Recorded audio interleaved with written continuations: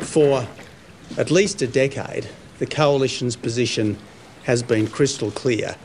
Our position for at least a decade has been, to use the memorable words of the Prime Minister, we will determine who comes to our country and the circumstances under which they come. My position, ever since becoming the Leader of the Opposition, is that we will stop the boats.